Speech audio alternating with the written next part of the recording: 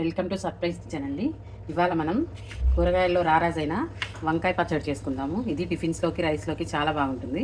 కావాల్సిన పదార్థాలు పచ్చిమిర్చి ఒక 20, ఒక 7 వంకాయలండి చిన్నవి, ఒక 5 టమాటో, కొంచెం కొత్తిమీర, ఒక టీ స్పూన్ ధనియాలు, హాఫ్ టీ స్పూన్ జీలకర్ర, తగినంత ఉప్పు, ఒక 4 రెబ్బల చింతపండు, ఒక 5-6 వెల్లుల్లి రేఖలు, ఆయిల్ తగినంత. ముందుగా మనం మూకుడు పెట్టుకుని కొద్దిగా ఆయిల్ వేసుకుందాం. ఆయిల్ వేసుకుని ధనియాలు, జీలకర్ర వేయించుకుందాం. ఇలా వంకాయలు చిన్న ముక్కలు కట్ చేసుకుని కొంచెం ఆయిల్, ఉప్పు వేసుకుని ఇలా వేయించుకోవాలండి. అలాగే టొమాటో, పచ్చిమిర్చి, అలాగే కొంచెం చింతపండు కూడా ఇందులోనే వేసేసి ఇలా మగ్గించుకోవాలి.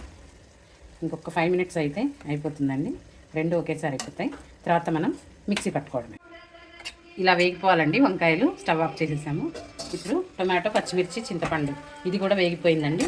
స్టవ్ ఆపేసి ఇంకా మనం చల్లారబెట్టుకుని మిక్సీ పట్టుకోవడమే. ఇది రోట్లో కూడా నూరుకోవచ్చండి. రోలు అందరికీ అందుబాటులో ఉండదు కాబట్టి దీన్నే మిక్సీలో కోర్స్గా గ్రైండ్ చేసుకోవచ్చండి. మెత్తగా చేయకూడదు, చాలా బాగుంటుంది. టమాటా, పచ్చిమిర్చి మొత్తం వేగిపోయాక మనం తీసుకున్న కొత్తిమీర అందులో వేసి కలుపుకోవాలండి. ఆ వేడికే అది ఇదవుతుంది. దాన్ని ప్రత్యేకంగా వేయించాల్సిన పని లేదు.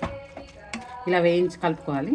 నెక్స్ట్ ఇప్పుడు మనం మిక్సీ జార్లోకి వేయించి పెట్టుకున్న ధనియాలు, జీలకర్ర, సాల్ట్, తీసుకున్న వెల్లుల్లి ఇలా ఒకదాని తర్వాత ఒకటి వేసుకొని మిక్సీ పట్టుకుందాం. ఇలా మనం ఒకదాని తర్వాత ఒకటి వేసుకుని మిక్సీ పట్టుకుందామండి. ఇలా కోర్స్గా గ్రైండ్ చేసుకోవాలి.